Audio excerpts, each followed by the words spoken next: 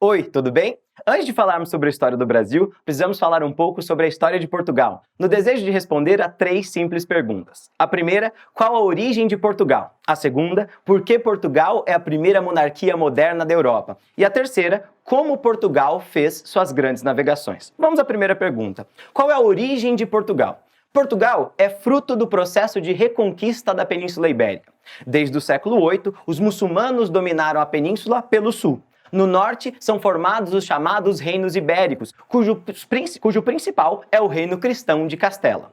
Em 1139, o até então condado portucalense decide se separar de Castela e prosseguir a reconquista do território em direção ao sul. Nasce aí Portugal. Nesse momento, ainda há muita proximidade entre a dinastia de Borgonha, que governava Portugal, e os reis de Castela, tanto que costumeiramente aconteciam casamentos entre ambas as famílias. A nossa segunda pergunta é: por que Portugal é a primeira monarquia moderna da Europa? Bom, conforme o tempo passa, os grupos sociais lusos se tornam muito diferentes dos hispânicos. Portugal é um ponto estratégico para comerciantes que desejam pescar no Atlântico ou seguir viagem no Mediterrâneo para os mares do norte, vendendo as especiarias do Oriente. Em 1383, morre o último rei Borgonha, sem deixar descendentes legítimos. Sua única filha, Dona Leonor Teles, é casada com o rei de Castela, e pelas leis do reino, Castela deveria absorver Portugal nesse momento.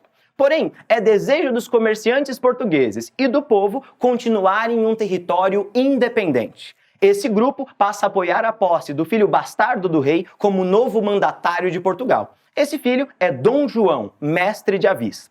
A alta nobreza portuguesa, porém, quer pertencer à poderosa nobreza de Castela. Inicia-se assim a chamada Revolução de Avis. Com a vitória do grupo de Dom João, temos em Portugal uma unificação entre os interesses da burguesia e da nobreza.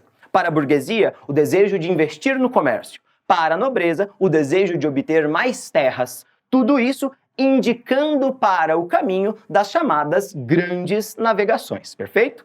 Bom, a nossa terceira pergunta é: como Portugal fez suas grandes navegações?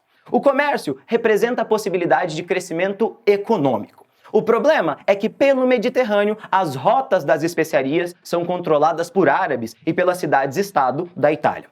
A única possibilidade que parece realizável é tentando contornar a África, aquilo que é chamado de périplo africano. Em 1415, Portugal inicia essa jornada, tomando a cidade de Ceuta, no Marrocos. Com o início das navegações, Portugal amplia também seu território. De praia em praia, a nova rota é calculada, desenhada. Para financiar a jornada, Portugal vai construindo feitorias pela costa africana, fazendo comércio com os locais. Dessa maneira, a viagem que se origina calcada no imaginário medieval português transforma-se em algo baseado na experiência. Para termos uma ideia, em 1488, Bartolomeu Dias consegue contornar o Cabo das Tormentas, chamado a partir de então de Cabo da Boa Esperança. Em 1498, Vasco da Gama chega às Índias e inicia um lucrativo comércio, que será o interesse principal de Portugal pelos próximos 30 anos. Vale lembrar que o descobrimento do Brasil foi apenas um desdobramento de um processo muito maior. Descoberto em 1498 por Duarte Pacheco e oficialmente revelado em 1500, Portugal passaria mais de 3 décadas sem manifestar interesse de colonizar o novo território. Mas esse é o assunto para outra aula.